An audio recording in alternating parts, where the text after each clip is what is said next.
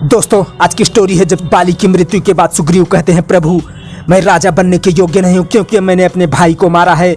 मेरी आत्मा राजा बनना स्वीकार नहीं कर रही है। प्रभु मैं महापापी हूँ। दोस्तों, अगर वीडियो अच्छा लगे तो चैनल सब्सक्राइब करना। वीडियो में आगे बढ़ते हैं। हनुमान राम से कहते हैं, प्रभु महाराज सुग्रीव इस समय अत्यंत शोक अवस्था में हैं। आप इन्हें सांत्वना दीजिए जिससे ये किष्किंधा का राजभार संभाल सकें। राम कहते हैं, क्यों मित्र? सुग्रीव कहते हैं, प्रभु अपने भाई को मारने के बाद राजा बनना मेरी आत्मा स्वीकार नहीं करती। मैं महापापी हूँ, मैं राजा बनने के योग्य नहीं हूँ। प्रभु मैंने निश्चय कर लिया है, संन्यास लेकर वन को चला जाऊंगा, अपने पाप का प्रायश्चित कर सकूं। राम कहते हैं, मित्र तुम जो कह रहे हो ऐसे समय में वो सर्वथा उचित है। ये इस बात की निशानी है कि तुम्हारा हृदय एक सज्जन पुरुष का हृदय है। यदि तुम ऐसा ना कहते तो हम यह समझते क्रोध और प्रतिशोध की आग ने तुम्हारे हृदय के समस्त कोमल भावनाओं को जला दिया है। तब हमें तुमसे भय लगता।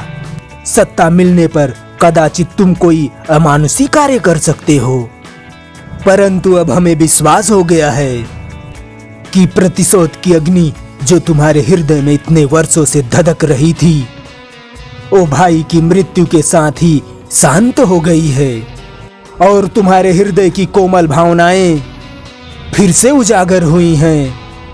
जैसे धरती में छुपे हुए सुंदर फूलों के बीज यदि ग्रीष्म ऋतु की धूप में जल नहीं जाते, वर्षा ऋतु आते ही उसी जली हुई धरती से सुंदर सुंदर फूलों के अंकुर फूट निकलते हैं। उसी प्रकार तुम्हारी सद्भावनाएं अब बाहर निकल आई हैं। ये बड़ी सुंदर बात है।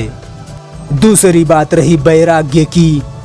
सो मित्र, इस समय तुम जिस अवस्था में हो उसे शमशान वैराग्य कहते हैं। जब किसी का कोई निकट आत्मीय मृत्यु को प्राप्त होता है, उस समय हर किसी में ये वैराग्य भावना उत्पन्न होती है, परंतु ये बड़े अल्पकाल के लिए रहती है और थोड़े ही दिनों में मनुष्य फिर उसी माया में फंस जाता है।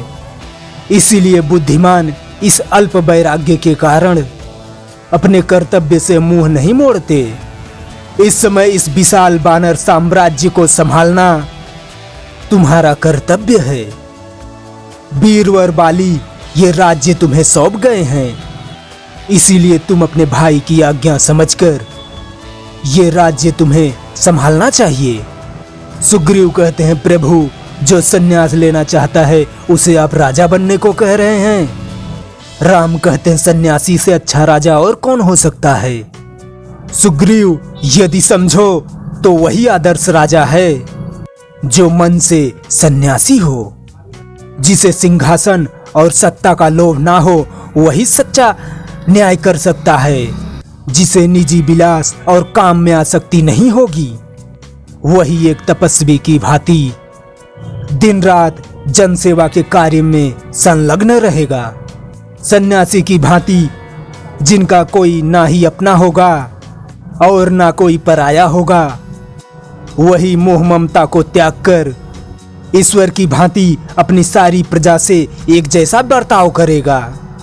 इसीलिए राजा को ईश्वर भी माना गया है।